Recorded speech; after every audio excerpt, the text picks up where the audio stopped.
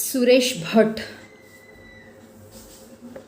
कविवर्य सुरेश भट हे एक अतिशय लोकप्रिय आणि यशस्वी असे गझलकार म्हणून प्रसिद्ध.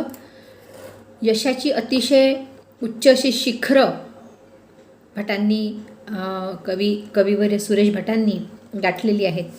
त्यांचे रूपगंधा, रंग माझा वेगळा, एल्गार, झंझावात इत्यादी कविता संग्रह प्रसिद्ध आहेत. गझल ही त्यांची वृत्ती आहे आणि त्यातूनच त्यांनी त्यांच्या त्या गझलच्या कार्यक्रमाची सुरुवात केलेली आहे. गझल हा जो काव्यप्रकार आहे, या काव्यप्रकार ही गझल लिहिणे, ती ऐकविणे आणि न कंटाळता वाचणे हा त्यांचा छंद होता. सुरेश भट यांनी महाराष्ट्रभर गझल गायनाचे कार्यक्रम केले. त्यांनी चित्रपटासाठी लिहिलेल्या अनेक गीतांना पुरस्कारही मिळाले आहे. काही काळ त्यांनी पत्रकार, उपसंपादक म्हणूनही काम केलेलं आहे. बहुमत, जागृत विदर्भ यासारख्या अनेक वृत्तपत्रांमध्ये त्यांनी त्या काळामध्ये काम केलेलं आहे. मराठीशिवाय उर्दू आणि हिंदीमध्ये सुद्धा त्यांनी गझल रचना केलेली आहे. अन्यायाची चीड आणि माणुसकीचा गहिवर असे दोन्ही टोकाचे दोन विशेष कविवर्य सुरेश भटांच्या व्यक्तिमत्वामध्ये, त्यांच्या काव्यामध्ये आपल्याला दिसतात. विशेष म्हणजे हे त्यांच्या काव्याचं विशेष आहे, एकांतिक आत्मपूजा आणि समाजाभिमुखता ह्या दोन्ही ध्रुवांवर त्यांची कविता हिंदोळे घेताना दिसते. म्हणजे आपण म्हणू ना, असं खूप पर्सनल, खूप काय म्हणू आपण, फक्त स्वतःचं आणि पूर्ण समाजासाठी सुद्धा, अशा दोन टोकाच्या भावना त्यांच्या कवितेमधून व्यक्त होताना दिसतात. जसं की मालवून टाक दीप, चेतवून अंग अंग, ह्या ज्या भाऊक ओळी आहेत ह्यासुद्धा त्यांच्याच आहे. आणि उशक काल होता होता काळ रात्र झाली, ह्या ओळीसुद्धा त्यांच्याच आहे. तर अशी ही म्हणजे अत्यंत कोमल शब्दामध्ये, अत्यंत कोमलपणे मनाचे बंध नाजूकपणे रेखाटण्याचं सामर्थ्य जसं त्यांच्या काव्यामध्ये आहे, त्याचप्रमाणे समाजव्यवस्थेविरुद्ध, अन्यायाविरुद्ध ललकारी देण्याचं, आवाज उठवण्याचं ही शक्तीसुद्धा त्यांच्या शब्दामध्ये आहे. यांची कविता ही खऱ्या अर्थाने माणसाची कविता आहे, कारण माणसामध्ये ह्या सगळ्या भावना असतात. म्हणजे माणूस एकदम फक्त स्वतःवर प्रेम करणाराच असतो असं नाही, तो स्वतःवरही प्रेम करतो, तो समाजावरही प्रेम करतो. तर म्हणजे माणसाच्या ज्या काही भावना आहेत त्या सगळ्या भावना सुरेश भटांच्या कवितेमध्ये आपल्याला दिसतात. आणि म्हणून खऱ्या अर्थाने सुरेश भटांची कविता ही माणसाची कविता आहे. तिच्यामध्ये जो प्रासादिकपणा आहे, जो आनंद देण्याची जी क्षमता आहे, त्याच्यामुळे सर्वसामान्य लोकांना सुरेश भटांची कविता, सुरेश भटांची गझल ही खूप आवडते, खूप आनंदी होतात ते लोक. तर आपल्याला सुरेश भटांच्या 3 कवितांचा अभ्यास करायचा आहे. उशक काल होता होता, त्याच्यानंतर एवढे देगा पांडुरंगा आणि त्याच्यानंतर साय, अशा ह्या 3 कविता. तर सुरुवातीला आपण पाहू उशक काल होता होता. पहिले सलग गझल वाचून घेऊ आपण आणि त्याच्यानंतर त्याचा अर्थाकडे जाऊ. उशक काल होता होता काळ रात्र झाली, अरे पुन्हा आयुष्याच्या पेटवा मशाली. आम्ही 4 किरणांची ही आस का धरावी, आम्ही 4 किरणांची ही आस का धरावी, जे कधीच नव्हते त्याची वाट का पाहावी. कसा सूर्य अंधाराच्या वाहतो पखाली, सूर्य आणि अंधार, कसा सूर्य अंधाराच्या वाहतो पखाली, अरे पुन्हा आयुष्याच्या पेटवा मशाली. तेच घाव करीती फिरुनी ह्या नव्या कट्यारी, तेच घाव करीती फिरुनी ह्या नव्या कट्यारी, तेच दंश करीती आम्हा साप हे विषारी, आम्ही मात्र ऐकत असतो आमची खुशाली.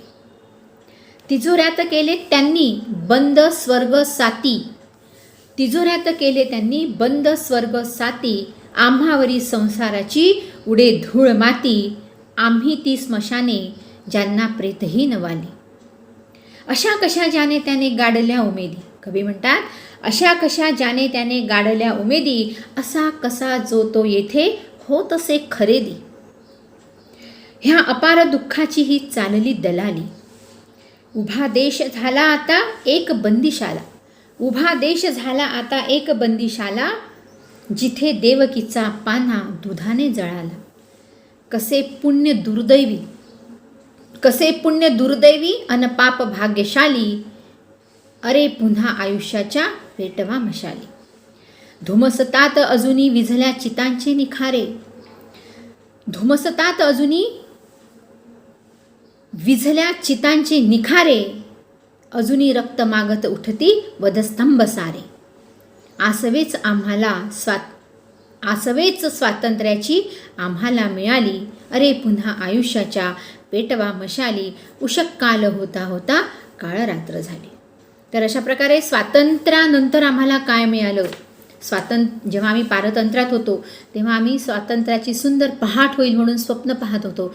आणि स्वातंत्र्याची सुंदर पहाट झाल्यानंतर किंवा होत असताना आम्हाला काय मिळालं सर्वसामान्य जनतेला? तर आम्हाला काळरात्र मिळाली. आणि मग त्याच्यामध्ये काय काय मिळालं हे सगळं कवीने अतिशय जोशात या ठिकाणी मांडलेलं आहे. कवी असं म्हणतात की उषक काल होता होता काळ रात्र झाली. सुंदर पहाटेची स्वप्न पाहत होतो आम्ही की आता आपल्याला स्वातंत्र्य मिळालं, आता आपल्याला प्रत्येक गोष्टीमध्ये स्वातंत्र्य मिळेल, आपल्याला आपल्या मनाप्रमाणे जगता येईल, आपल्याला जे पाहिजे ते करता येईल, जे पाहिजे ते बोलता येईल. हे सगळं पाहत असताना कवी असं म्हणतात की उषक काल होता होता काळ रात्र. सुंदर पहाटेचं स्वप्न आम्ही पाहत होतो आणि आमच्या वाट्याला एक काळ रात्र आली. आणि म्हणून आता उठा, पुन्हा मशाली पेटवा, पुन्हा आपल्याला आता लढायचं आहे. जसं आपण स्वातंत्र्य प्राप्तीसाठी लढलो, आता पुन्हा स्वकीयांविरुद्ध आपल्याला लढायचं. आम्ही चार किरणांची ही आस का धरावी, जे कधीच नव्हते त्याची वाट का पाहावी. कसा सूर्य अंधाराच्या वाहतो पखाली. स्वातंत्र्य मिळालं त्याच्यासाठी किती लोकांचे बळी गेले, किती लोकांचं आत्मसमर्पण झालं, किती लोक शहीद झाले. पण सर्वसामान्यांसाठी काय आलं त्याच्यामध्ये? त्या लोकांची सुद्धा किंमत या ठिकाणी झालेली दिसत नाही. म्हणून मग जे नाहीच, जे कधी नव्हतंच त्यांच्या मनामध्ये, त्याची आम्ही वाट का पाहावी. इथे तर सूर्याला सुद्धा अंधाराच्या म्हणजे सूर्यसुद्धा वेढून गेलेला आहे, सूर्यसुद्धा अंधारलेला आहे, जणू काही तो अंधाराच्या पखाली वाहतो आहे. तेच धाव करीती फिरुनी ह्या नव्या कट्यारी. तेच घाव करीती पुन्हा ह्या नव्या कटारी. तेच दंश करती आम्हा साप हे विषारी. तेच लोक, तेच घाव, फक्त आता कट्यारी बदलल्या.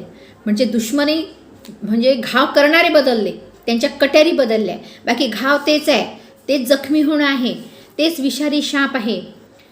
म्हणजे तेव्हा आपण पारतंत्र्य होतं तर आपण इंग्रजांच्या विरुद्ध बोलत होतो, कारण ते परकीय लोक आहे, ते आपल्यावर घाव करत होते, ते आपल्याला दंश करत होते. पण कवी असं म्हणतात तेच घाव करीती, फक्त आता कट्यारी बदलल्या, आता स्वकीय कट्यारी झाल्या, तेव्हा विदेशी होते. तेच दंश करती, सापसुद्धा आता बदलले, ते सुद्धा म्हणजे दोन्हीकडून मरण बहुजनाचं, सर्वसामान्य माणसाचंच आहे. आणि हे सगळं होत असताना आम्ही मात्र पाहतो की सर्वसामान्य जनता खूप खुश आहे. आम्ही त्यांच्यासाठी खूप करतो आहे, त्यांच्यासाठी हे केलं, हे नियम, ह्या योजना, त्या योजना. सर्वसामान्य जनता तर खूप खुश आहे. प्रसार माध्यमामध्ये कवी असं म्हणतात की आम्ही मात्र ऐकत असतो आमची खुशाली. वर्तमानपत्रामध्ये, टी व्हीमध्ये, रेडिओमध्ये की सर्वसामान्य लोकांसाठी आम्ही किती केलं, माणसं किती खुश आहे, आमच्या सरकारवर लोक किती खुश आहे, आम्ही आमचीच खुशाली ऐकत असतो. आणि इकडे आम्हाला कट्यारी आमच्या काळजात घुसल्या, रक्तबंबाळ झालो आम्ही, विषारी शापांनी आम्हाला दंश केला, जखमी झालो आम्ही, मरून राहिलो आम्ही. पण आम्ही मात्र प्रसार माध्यम असं दाखवतात की तुम्ही सगळे खूप खुश आहे, सामान्य माणूस खूप खुश आहे. म्हणून कवी असं म्हणतात की तेच घाव करीती फिरुनी ह्या नव्या कट्यारी. तेच दंश करती आम्हा साप हे विषारी. आम्ही मात्र ऐकत असतो आमची खुशाली. तिजोऱ्यात केले त्यांनी बंद स्वर्ग साती. आम्हावरी संसाराची उडे धूळ माती. ज्यांना आपण नेतृत्व देऊन, ज्यांना आपण आपलं राज्य चालवण्यासाठी पाठवलं, त्या लोकांनी आपला सगळा आनंद बंद करून टाकला तिजोऱ्यांमध्ये. म्हणजे आपल्या भारतीय संस्कृतीमध्ये 7 स्वर्गांचं एक कल्पना आहे की 7 स्वर्ग असतात माणसाच्या आयुष्यामध्ये. तर ह्या 7 पैकी एकही स्वर्ग त्यांनी आपल्या वाटेला येऊ दिलेला नाही. ते त्यांचे सगळे स्वर्ग, जिथून आनंद मिळेल ते सगळं त्यांनी त्यांच्या तिजोऱ्यांमध्ये म्हणजे पैशाच्या माध्यमातून सगळं बंद करून टाकलेलं आहे. आणि आमचा संसार मात्र, आमच्या संसाराची तो धूळमातीच होत आहे. कोणाला नोकऱ्या नाही, सुशिक्षित, बेकार, रोजगारी, पाणी, रस्ते कसे, वाहतूक कशी, महागाई किती, म्हणजे काय सांगावं.